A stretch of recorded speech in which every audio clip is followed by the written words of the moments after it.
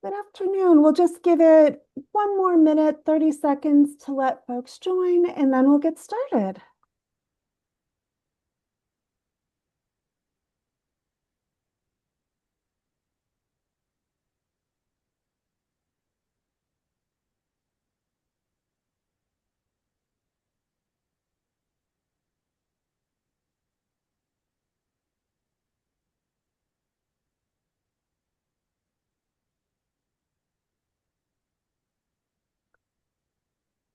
I see we're still having folks join, so I'll give it just a couple more seconds.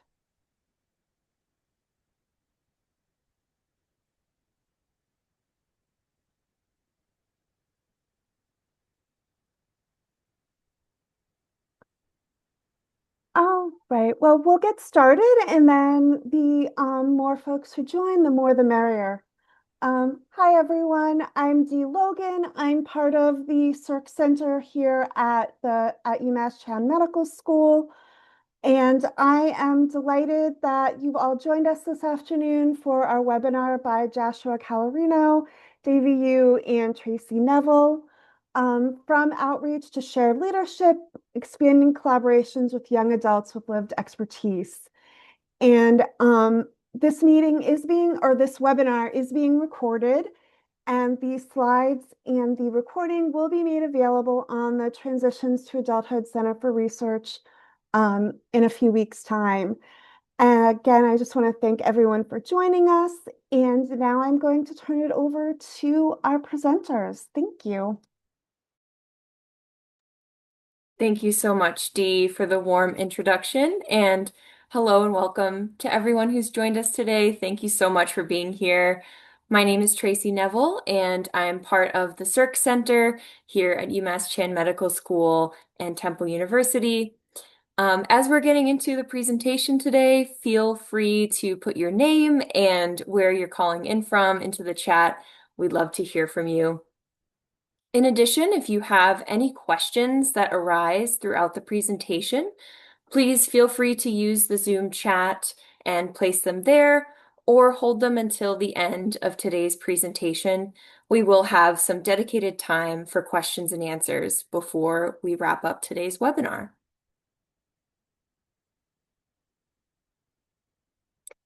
Today's presentation describes work that is primarily associated with the CIRC Center.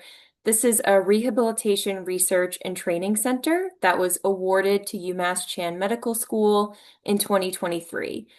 And it's led by principal investigators Dr. Catherine Sabella and Elizabeth Thomas. We're grateful to NIDLR for their support, as well as SAMHSA, who funds portions of our communications, our training, and technical assistance activities. The contents of our presentation are ours alone and do not necessarily represent the policies of NIDLR, ACL, SAMHSA, or HHS, and you should not assume endorsement by the federal government. We do not have any financial or any other conflicts of interest to report. We'll start by introducing our presenters, starting with Joshua Calorino. Hello, everyone. As was said, my name is Joshua Calorino. I go by he, him pronouns, and I'm calling out of Miami, Florida today. I have a length of experience working with youth at all levels. I had spent a number of years working at Youth Build National as a training and technical assistance coordinator. Before that, I had been a peer specialist where I worked mainly specifically focused on youth and their lived experiences. And I myself in 2016 won the Voice Award from SAMHSA for Young Adult Youth Leadership. And from then I've maintained my role in those spaces, working within the YAB here at the University of Massachusetts, and also working on the CIRC Center, which we'll learn more about here today. With that, I'm going to go ahead and pass the mic over to Davey.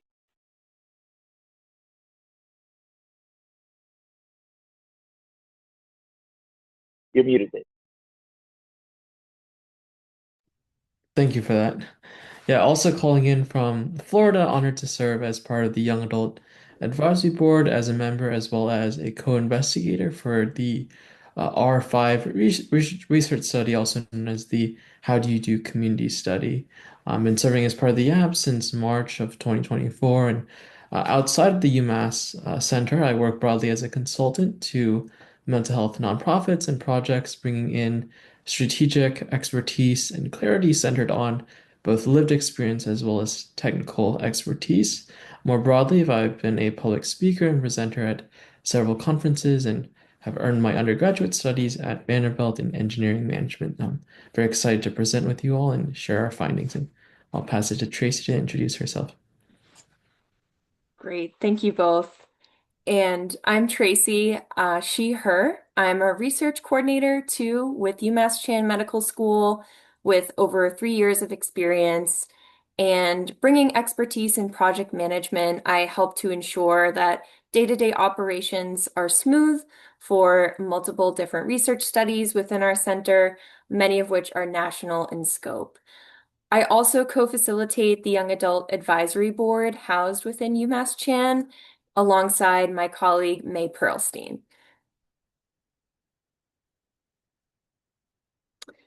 Today's presentation will start with a general introduction to the CIRC Center for those who may not be familiar, as well as an introduction to community-engaged research. We'll also provide a brief history of the Young Adult Advisory Board, as well as its activities. And then we'll transition into a discussion about how we've leveled up our community-engaged research approach on CIRC Center projects with some practical recommendations and lessons we've learned over the years. We'll conclude with some reflections on how we as presenters and as members of these project teams have been personally impacted by this work.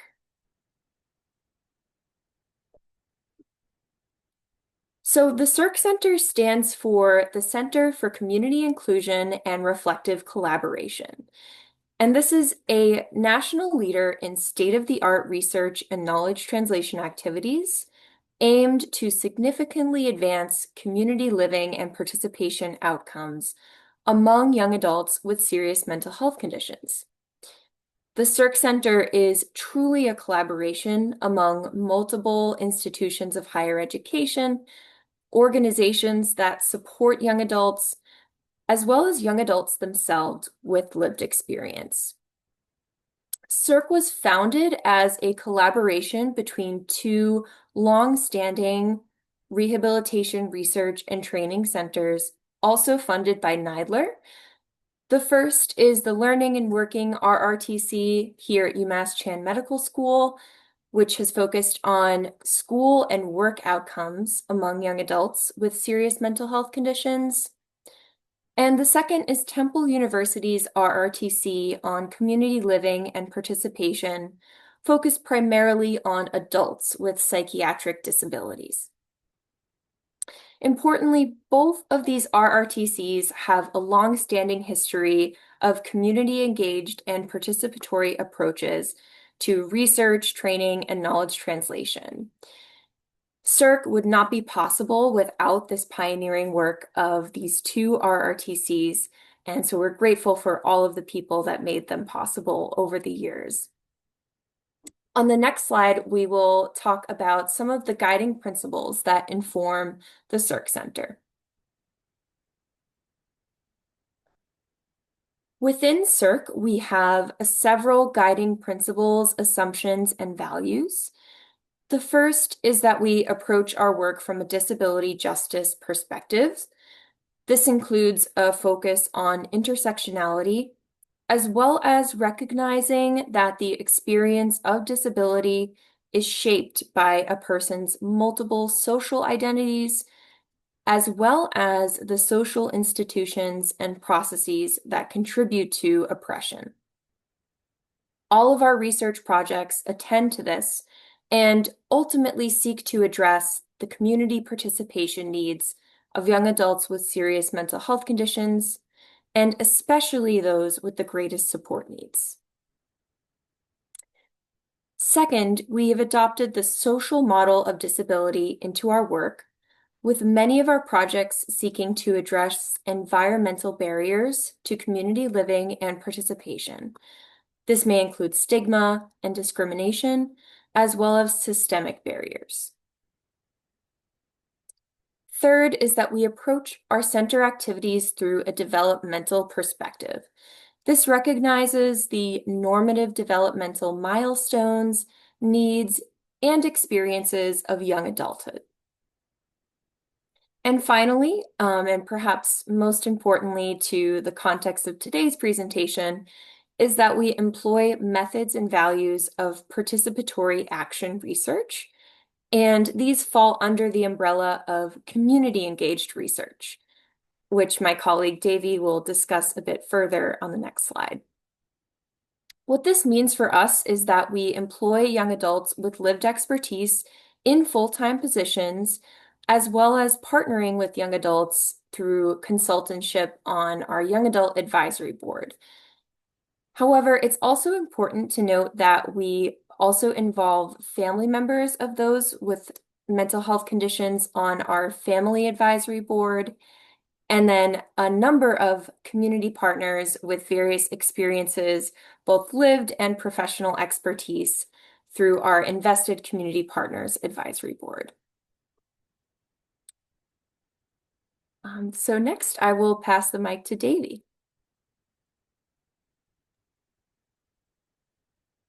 Great, thank you. So, what is community engaged research? It's research that is focused on the community but brings in members from the community to both lead and carry out the research.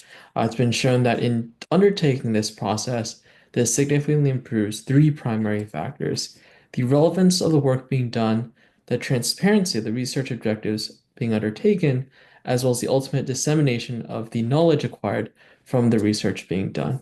It's important to recognize that community engaged research does exist on a spectrum, and that research can vary from engaged on the leftmost side, not as engaged, but still involving the community, all the way to the right side, in which community members take leadership roles, share decision making on the work being done, which I'll share in the next slide. But more importantly, community engaged research is an approach to how research is done, in which the methods undertaken are done so to optimize the results being worked towards.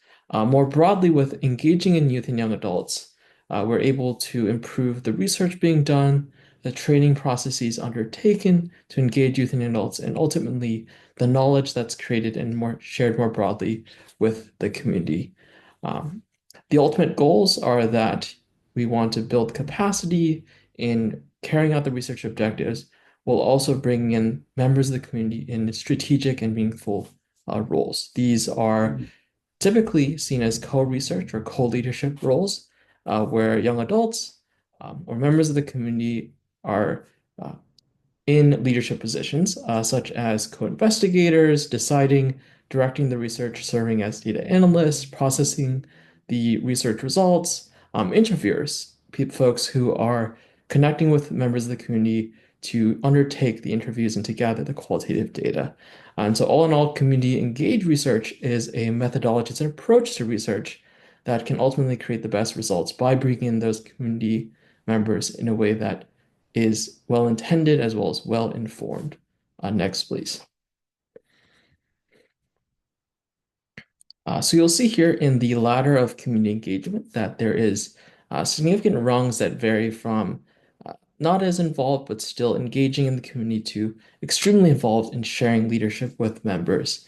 It's important to recognize that this ladder is more so a way of thinking, and that it's been adapted from several primary sources, including the CDC's Community Engagement Continuum, as well as Indigo's participation ladder. And you'll notice that each rung of the ladder has different steps that are taken from the left side to the right side. And on the left side, you'll see that the parties coexist. Folks are working together, but more of a passive sense, and that decisions are made by the researchers. And then as you go from the left to the right side, shared leadership engages folks at the highest possible level, where those individuals are sharing those decisions, doing by and doing with, in order to carry out the work being done. And so much of this ladder has been created through sort of 15 years of ongoing work within the Learning and Working RRTC within UMass Chan. And we had mostly existed on the lower end, outreach, doing consult with members of the community. And as time has gone, as more resources have been poured in, more care, more thought, more capacity has been built out, we're able to exist more so on the collaborating and the shared leadership aspect. And so we're always working through this model of the ladder to help elevate practices in the community and to ensure that folks are finding their way through the research and the systems that they're a part of to be more engaged with the community. Next, please.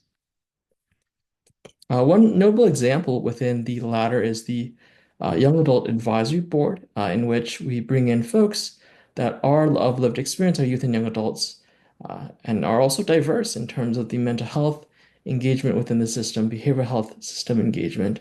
They're also diverse in terms of geography, coming from all across the United States, and ultimately weighing in on a wide portfolio of projects impacting other youth and young adults. Established in 2014, the board itself has significantly evolved and developed throughout the better decade and a few years that it's been around. It's important to note that the board meetings are facilitated by our esteemed coordinator, Tracy, as well as May, who's part of the UMass. They help us in terms of establishing a meeting agenda, communicating with the community partners such that they can engage with us in the most effective ways within the 1 hour time block that are allotted to them. They also help with the logistics, organizing, coordinating, and planning the meeting such that we can have the most effective interface to connect with researchers doing the work. We have monthly meetings, ongoing touch points on projects, and the app itself is brought in to advise all across different projects from inception to as the project is navigating past various touch points all the way to the sort of conclusion phases of the project. Another important note here is that we are paid an hourly rate of 40, and this is reflective of competitive compensation within the field that recognizes the lived expertise as well as the technical expertise of members on the board and compensates them in a way that is commensurate with typical rates of lived experience consultants in the field. Next, please.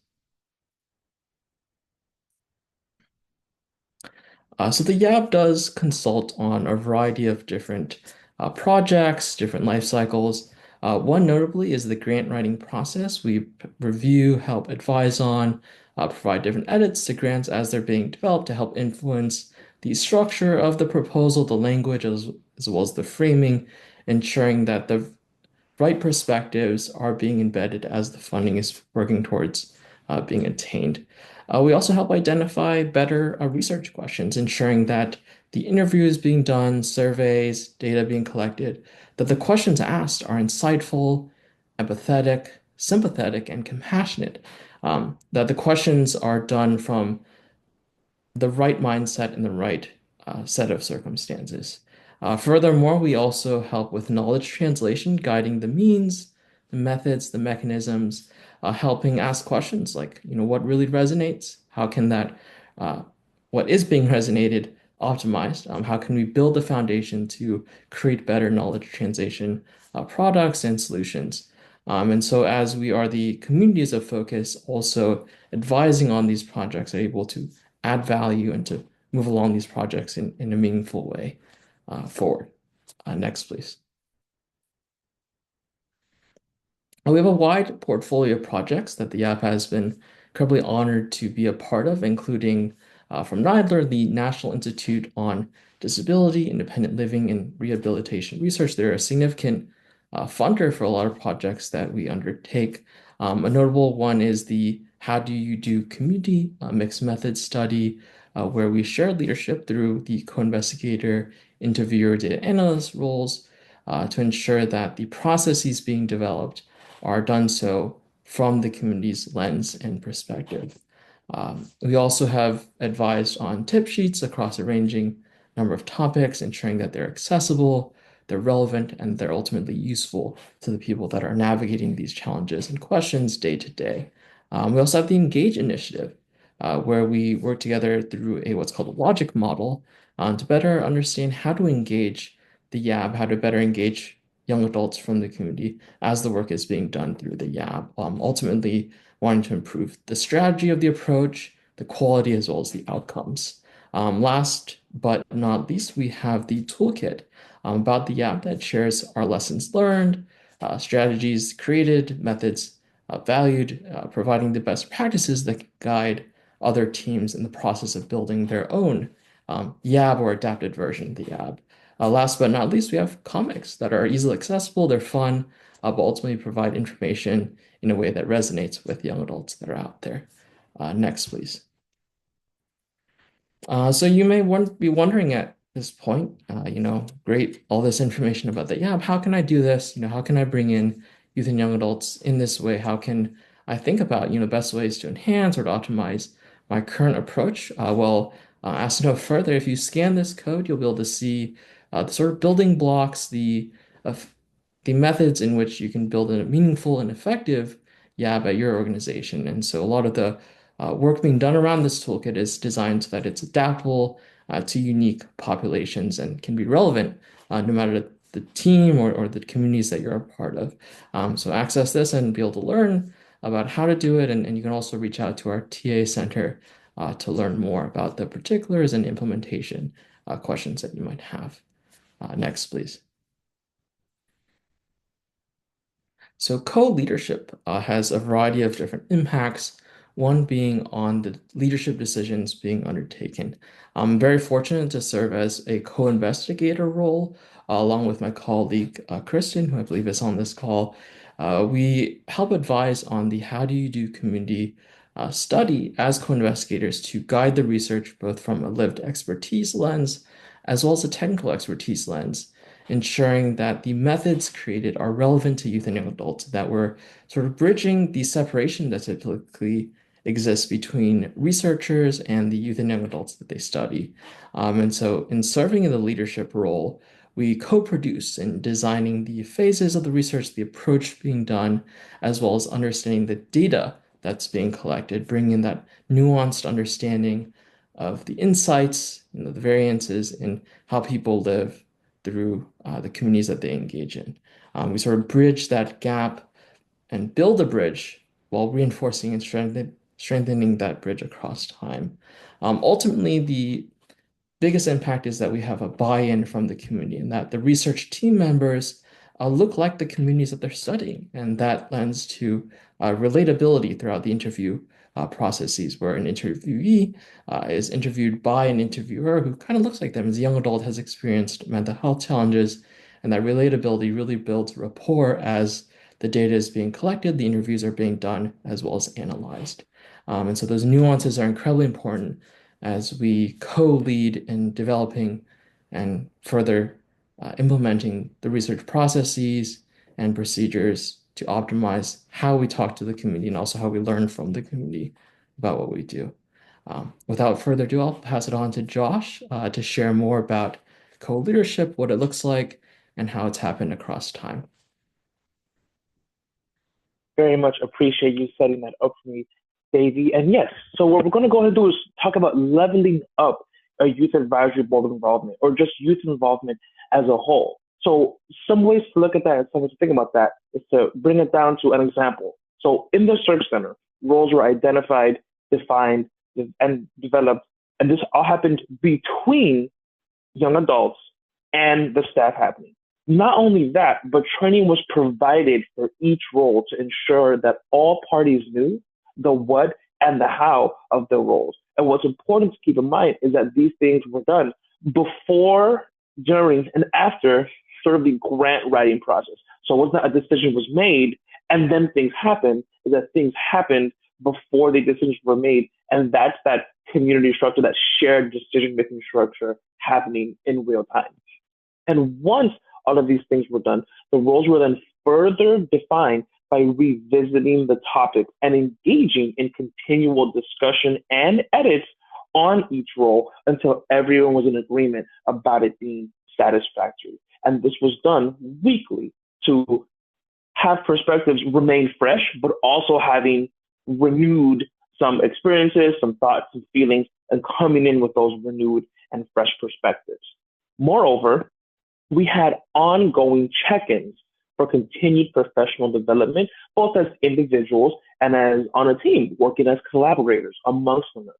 And these soft and hard skills are things that happen, of course, within working on the YAB and within the CIRC Center, but can be used outside of the CIRC Center and outside of these roles as well.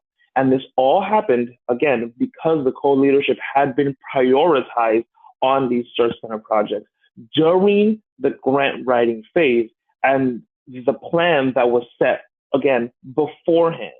So this differs a little bit, the CIRC Center, from, say, something like the Youth Advisory Board or the YAB, right? The YAB is more monthly. There's a little bit of minimal feedback. Feedback is still involved, but it's minimal. And these roles that I'm describing in the CIRC are more frequent and more involved in their scope. With that, if I could have the next slide, please. Alrighty. So you could imagine these three things on your screen are like little buckets. So starting with the how do you do community research study. What that is a mixed method study of the conceptualization and experiences of young adults with serious mental health conditions, as described earlier by Davey. On that project, I work as an interviewer, right? Bringing in that lived experience, bringing in that similar appearance, bringing in that similar age to these interviews to bring in those nuances. And as David mentioned earlier, he is a co-investigator on that project as well. And we meet as a full team at least once or twice a month. But those are just a couple of roles. Another role that exists within are the data analysis, right? So even at the data analysis level, we have youth on that team ready to engage with the analysis of that data. Of course, next we have our Instagram Reels and YouTube Shorts project, right? And that's translating all of our research finding into engaging short form videos for social media to expand our reach and impact. That is how we connect the community at large. That includes youth, that includes professionals, and also just the general public at large. On this project, on the Instagram project, I am a lead, or I have a hand in the creation of that media in terms of script writing, to idea generation, to edits, into something as simple as the production timeline itself. Then, of course, we even have our young adult blog project. And what our blog does is aim to give young adults an outlet for their voice as they navigate school, work, life, while managing their mental health, right? Our bloggers share and draw from their real life journeys with lived experience. And young adults have the ability to create these blogs and share it through the official channels on topics that they choose that tie in and promote themselves and also our project goals of understanding community. We, myself, others, young adults, have autonomy on the voice, topic, link, and audience for each and every one of these blogs. And those are just a couple of examples, a few examples of co-leadership roles that can be embedded. With that, if I could have the next slide. Righty, thank you very much. Continuing on with some young adult co-leadership roles, as we've mentioned before, in collaboration with the principal investigators, young adult co-investigators contribute to study design, analysis, and overall project management of research protocols for the how do you do community study. And of course, moving on, that next aspect, research interviewers. We perform that data collection and data management component, including conducting those qualitative interviews with young adults within that how to do community study, again, bringing in our own identities that match the individuals that we are interviewing. Then, of course, that data analytics, we work collaboratively and independently to perform that qualitative data analysis with participant transcripts from the how do you do community study. Then our blog writers write about that lived expertise on topics of things like school and community while navigating the mental health. To continue on, we have social media content creators. So we produce short-form video content for social media and participate in decisions related to that content production. And last but not least, we have our Stay Tuned podcast guests. And what they do is they participate as guests on our podcast, the Stay Tuned podcast, by sharing their journey to resonate with, educate, and inspire listeners. I actually have my own episode on the Staying Tuned podcast, and Davey also has his own episode on that Staying Tuned podcast, which you can listen to right now if you so wanted to. With that, if I could have the next slide, please. Okay, so what we're going to go ahead and move on to are the co-leadership opportunities, and something that can be really important starts sort of at the bottom here. So in terms of YABS research opportunities, we have to think about, okay, we have to create them. We have to create opportunities for our youth to be engaged. So we've talked about a few of them: co-investigator, research interviewer, data analyst, reels creator, blog writers. So then we have to, again, take the next step. How do we define these things? Meaning, we received a suggestion, so to speak, from our YAB members that we should have clearly defined job descriptions. So what do? We develop job descriptions based on that feedback. Take another step further. We need to demystify them, right? Taking them from theory kind of into practice. So created in reality. Individual meetings with people with who were interested, discussions about expectations, the skills needed, the time commitments that we had. And we had a few lessons that were learned through that process. For example, with the co-investigator role, the team struggled to find resources and training materials in the world that clearly defines what a co-investigator does. So we had to go through and develop the co-investigator role during the interview process, and then further refine that role even up to now. And then at the bottom, our foundation is co-development along the way. We want to work collaboratively between youth and young adults and the leadership to refine roles and the types of tasks that are involved. So deciding on procedures related to quality assurance or coding, for example, and discussing feasible timelines for these tasks. I can have the next slide. So when you're working with a group of youth, right, there, and you have a finite amount of roles and potentially a finite amount of groups, those numbers might not match up, right? There were only a few roles that we had available, and there was a lot of interest. So it begs the question, how do we approach this process with mindfulness and consideration? We needed to ensure that everyone went through a fair and equitable application process that took into account many factors like role fit, skill set, and time availability. And that, of course, brings us to the idea of how, right? How do we do that? And some of the points that you see on the screen right now on the slide can be a testament to what those are, right? So we sit down and we think about those individual skills. What are your skills? What are you interested in? What is your potential that you hold in place? Making sure that we have an equitable application process open to everyone. Every single YAB member had the ability to go and apply for every role. It didn't have to just be one or the other. It could be all of them. Thorough consideration and thinking about that evaluation process, making sure that it's collaborative, that the process is transparent to fill each role fairly. And then that, of course, ties into flexibility on scheduling time commitments. When you're working with young adults, their schedule might not fit very neatly into a perfect 9 to 5. They might have their own 9 to 5. They might be in school. They might be doing these things. We need to ensure that we work around that as team members, maybe meeting earlier or later than we otherwise would, to make sure that the, again, selection process and these co-leadership roles are as open and available as possible. With that, can I have the next slide? All right. So now we are on to our training and startup. We talked about this just a little bit, but when the project was started, we did not just hit the ground running and instantly start working, right? We met regularly, as you mentioned, to go over these roles, right? To have that orientation through team meetings.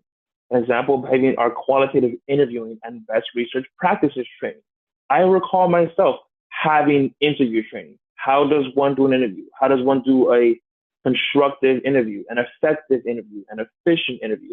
We had full links mock interviews amongst our team members where we receive feedback from our interviewees who are on the team with us. And we sat in both roles as the interviewer and the interviewee so that we knew what both sides felt like. We offered support to our team around data analysis and how to use software properly. So it wasn't this idea of just do data analysis, but the showing them how to do these things, working with our youth to make sure that their abilities and skills are up to where they need to be. Next, we have our reels. And what our reels went over is that we did not have a specific training in mind for reels. Social media is something that youth already sort of use fairly regularly, if not very regularly, in their daily lives. So there was an orientation to what the project would entail, what the process was. But of course, we had, again, ongoing meetings to iron out what our voice sounded like, what was expected of me as the sort of the face of our reels. And we spoke about the approval process, who would approve it, when it would be approved, where things would be posted, going through each step individually. And again, similar with our blog project, the team held orientation meetings to discuss the nature of the project, expectations, timelines, and the content that would be put out. And last there on the slide, we have preparation for features on the Stay Tuned podcast. We allow for ample time for each guest on our Stay Tuned podcast to be able to prepare, potentially sending out any questions beforehand. They had prepared statements, being able to work with them on time, the when, the where, all of these things on training and startup need to be set up beforehand to make sure that everyone is comfortable and open. And with that, if I could have the next slide. And of course, we have our ongoing collaborative teamwork. There is a knowledge exchange, right? Working with youth and young adults to be leaders in a project is not just beneficial to the youth, but it's beneficial to all parties involved. We can learn and practice innovative approaches to embed lived experience into the work being done. We can learn to have trauma-informed approaches in these aspects, having intentional engagement and curiosity that's being sought after during project management related meetings. These can lead to these exchanges happening organically and being maintained and rather maintaining buy-in from the team members, both on the staff side and on the youth and young adult side. And that builds into what would become an inclusive working partnership, right? We want to have shared power when deciding together on essential questions related to the project's strategic direction. So again, not having made a decision and then asking if it's a good idea, but asking if it's a good idea, then making a decision alongside your youth for that shared power. Having collectively thoughtful discussions, have meetings set in place beforehand. How should we approach this? How should we do this? What should this look like? Who should be a part of this? All of these things can be done alongside your youth. And that creates a reciprocal partnership where each party gains something. And that's really what we are looking for. With that, I'm going to go ahead and pass it back over to Tracy. Thank you so much, Joshua. So through this work, we are always learning and seeking to improve the quality of our community engagement. And so through this process, we've learned a lot of lessons along the way, and we'll continue to do so. For today, we wanted to highlight some of these lessons and, in turn, recommendations we would share with others. The first is that it became evident that community engaged research requires intentionally slowing down the process and adequately budgeting for the additional time this intention requires. This includes time for project planning and coordination, as well as navigating the logistics and bureaucratic processes. For example, we had to decide how to set up these roles when we were first establishing them, and we landed on the consultant/contractor structure as this enabled us to offer a competitive compensation rate as well as flexible working hours, given our community partners' commitments outside of these roles. We also needed to budget the adequate time for compliance trainings, city training on research ethics, as well as IRB approval and distribution of equipment such as laptops. We learned that there's a need for flexibility of roles and responsibilities as the team structure shaped up over time. With more team members, there is more complexities in scheduling, for example. And so we sometimes needed to pivot to accommodate everyone's schedules. We learned the importance of expanding upon communication mediums as needed. So all of our community partners were set up formally with the UMass Chan system with Microsoft accounts. And this would allow for access to some sensitive HIPAA protected information. However, to increase accessibility and convenience, we also implemented different types of communication, such as phone calls, the use of WhatsApp for group chat messaging, and personal email addresses for timely, non-sensitive communications. As full-time employees, this was an important assumption we had to unpack, that email is not always the best form of communication, and so we adapted over time. And finally, having 2 full-time staff members supporting this project and its coordination has been key to its success.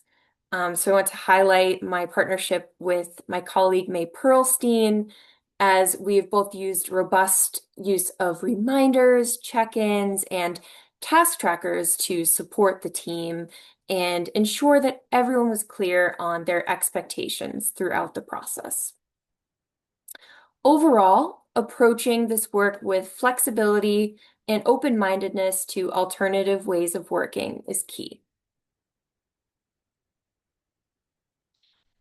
As we look ahead and plan for what's next, we're excited for future projects that will also employ co-leadership to apply the lessons we've learned through these projects to date.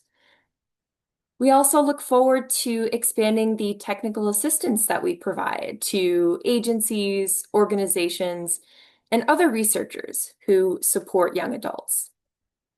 The technical assistance that we provide can range from simple resource referrals to longer-term implementation support, such as fact-finding, development of goals and timelines, and evaluation measures. If this is something that is interesting to you, or if you would simply like to speak with a member of our team to learn more about the possibilities, please complete a technical assistance request form, and you can find that using the QR code and the URL on the slide here. And we look forward to being in touch with you. As we wrap up today's presentation, we wanted to each take a moment to reflect on the ways that we've been personally impacted by doing this work.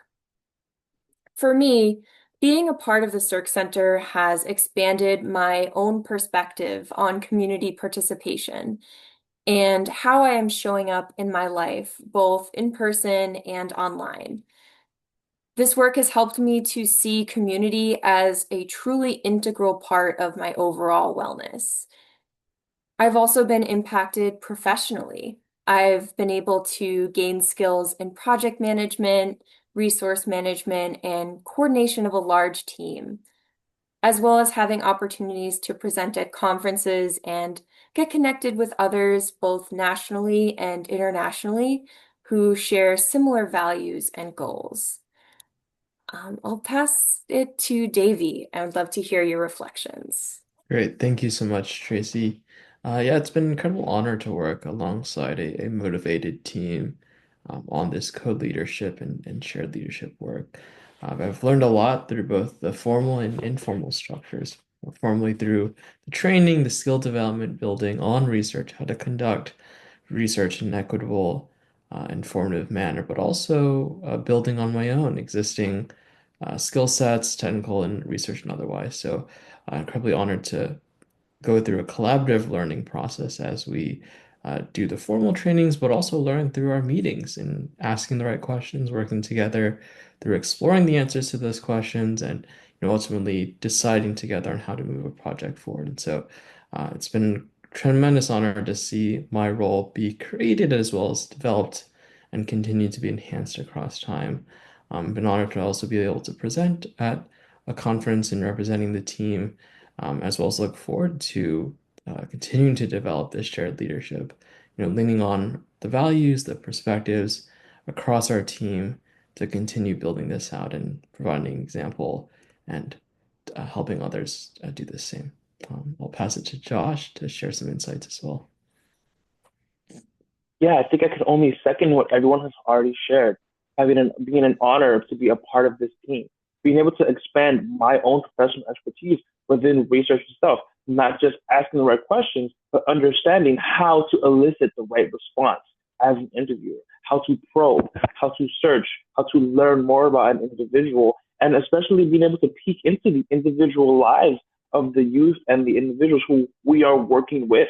We're asking some heavy questions and being able to navigate these things. I'm always learning something new with each individual about community, how it can be and sort of an effluvian, almost indefinable thing, and others having a perfectly exact response to these things and being able to embed those lessons into my own life and think about those things myself. So along with those professional skills, my personal soft skills are also being developed. And being able to share that within my own community and embed those things into my work professionally in my own 9 to 5 has been a great honor. So yes, very happy to share.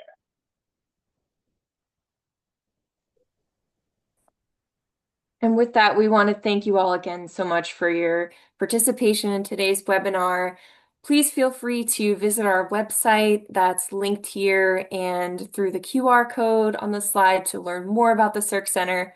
You can also connect with us on social media at TransitionsACR or email us at circ@umassmed.edu.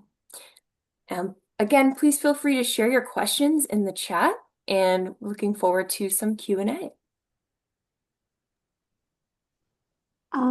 I just want to thank Tracy, Joshua, and Davey for an awesome presentation.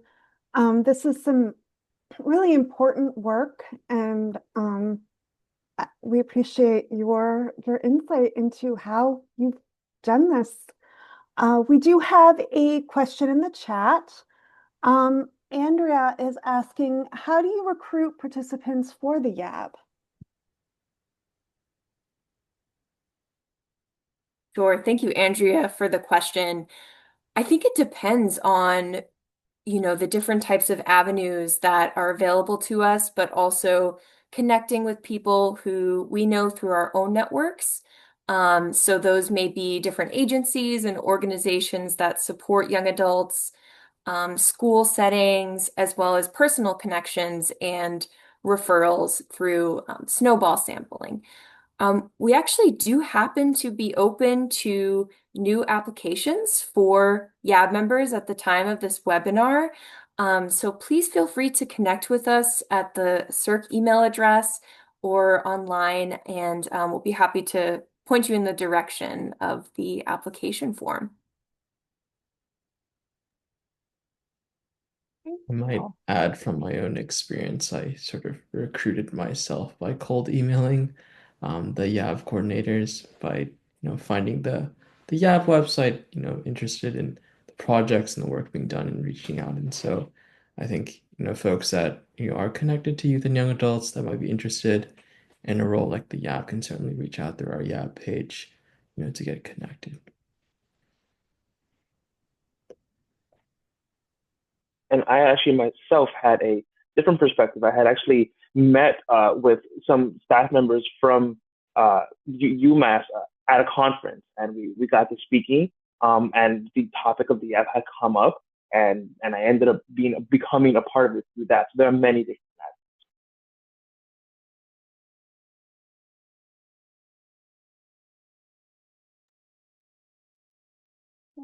And in some ways, um, you know, sometimes recruitment happens through social media as well, putting out requests to folks broadly.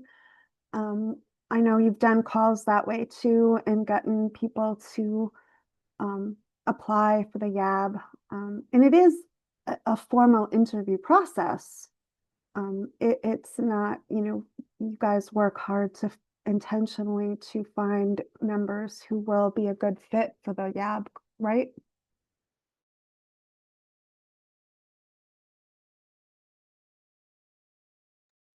Uh, we have another question from Laquisha. Um, I it's I think focusing on more younger adults. And they're asking, how would you recommend including youth in system of care community collaboratives when those meetings occur during school hours? What is the best way to include them and their voice and get it back to the collaborative?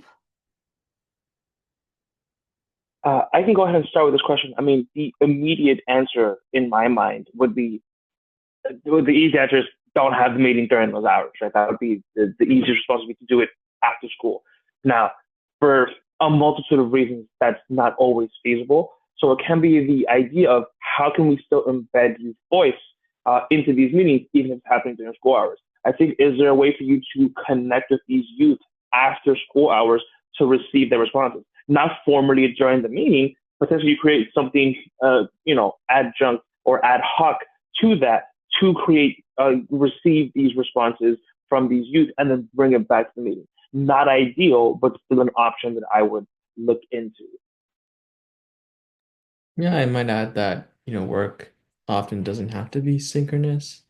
It can be asynchronous in a lot of ways as long as the, information provided about what they're consulting on and the projects being worked on exists in this space. The feedback, provided and the information shared on, moving those projects can be done, sort of over email, over text, sort of on knock basis. So there's certainly different approaches to ensuring that folks are still able to engage while also, being in school, getting their education, and all those other aspects. Yeah, so it sounds like flexibility and adaptability are important to let folks with lived experience participate fully. As some people like to say, meeting them where they're at. Thank you. We have kind of several questions in one from Jiffy. So they're curious about what happens if there's a difference, and maybe this has occurred on your team already, a difference between a researcher and young adult co-investigator in terms of interpretation or presentation of findings, especially in the context of limited resources. And then, I can't, okay. Um, Da, da, da. What does the process look like? And did the meaning of community change, evolve for any of you as Yabin researchers work together? Is there a coalescence around something that community members and professional researchers on a project share, like a new community? Um, I might tackle the first question. I think a lot of times when there are differences in terms of opinion, the most important factors to understand why that difference exists. Oftentimes it's from the young adult has a lived experience perspective, a view from having lived through the systems, the mental health challenges, the different systems of care that are out there, that they have this particular opinion they're standing behind, and the researcher might not perhaps understand that nuance of insight or perspective. And so it's ultimately, trying to understand the reasoning behind that difference, and then also trying to meet in the middle in terms of working together to find something that both suits the researcher's objectives and needs, as well as respects the lived experiences of the young adults involved.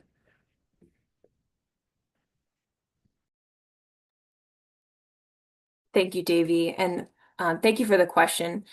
To the community piece, the conceptualization of community piece, that is one of the primary goals of our How Do You Do Community Mixed Methods study is truly understanding how young adults are thinking about community, how they are defining it, and primarily the reason why this study was built as a mixed methods study, so that those conceptualizations could be better understood before putting together a survey down on paper. So we're using the language that young adults are using and thinking about community in ways that young adults are. So because we're still in the process of conducting this research, analyzing the data, this definition is still evolving, but I can say absolutely the findings have helped us to expand and change the way we're thinking about community. For one example, for some young adults, parasocial connections and connections with people online or celebrities and fan culture can be a part of their community participation. And so we learned a lot about that through our study.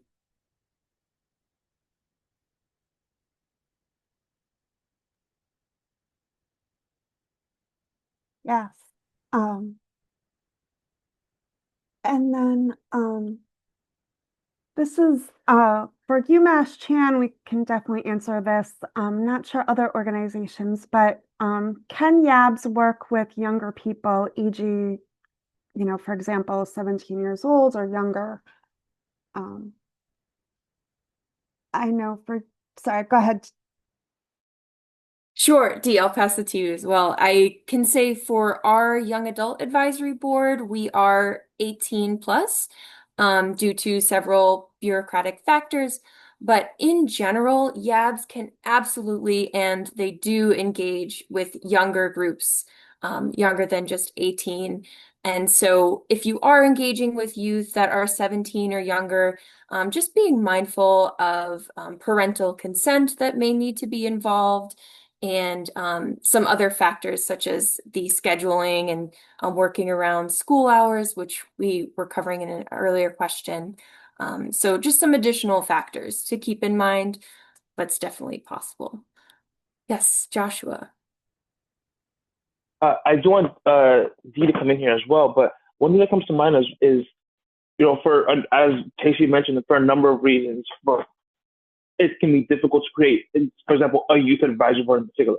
But it doesn't necessarily have to be a youth advisory board. I know during my time back when I was in high school, the local system of care grant within my local area of Miami, we had effectively a youth organization, and in that youth organization that was housed under the larger family organization that housed then the system of care grant, we had an executive team, effectively a president, vice president, treasurer, and secretary, each of which was youth, and we had a youth coordinator. The youth coordinator would work with the staff, right, under the system of care grant. The coordinator would come back to us, the executive team, ask for our thoughts, opinions, feelings, right? That again, touching upon that earlier question of what's the way that we can do this. That's a way where we had that staff member who was essentially a bridge, taking our information as youth up to the staff. The staff would talk to that individual. They would bring them back down to us in the youth.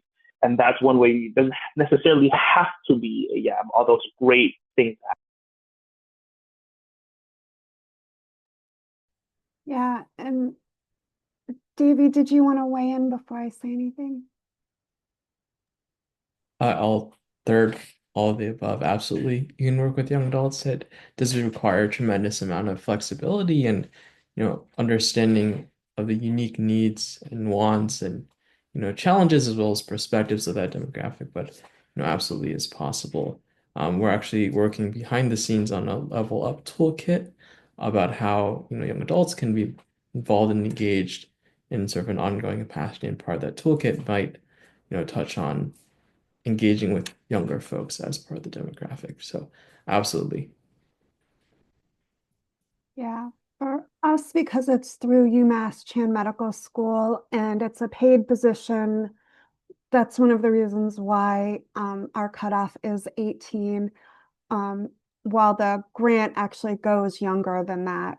I think community organizations may have an not easier time, but they may have access to be able to work with younger folks a little bit easier. And I know some organizations do, maybe not a YAB or an advisory council, but they engage their younger people in different ways. I know we just hit 3 o'clock. I just want again to thank all of you for joining us this afternoon. And I want to thank Tracy, Joshua, and Davey and the CIRC Center for presenting today. The meeting was recorded and will be available on the Transitions to Adulthood Center for Research in a couple weeks, so keep an eye out. We do have a post-webinar survey that will pop up. If you can take a couple minutes to fill it out, let us know how we did. We would greatly appreciate your feedback. And please be on the lookout for future CIRC products. And thank you, everyone. Have a wonderful afternoon and stay warm. Thank you, everyone.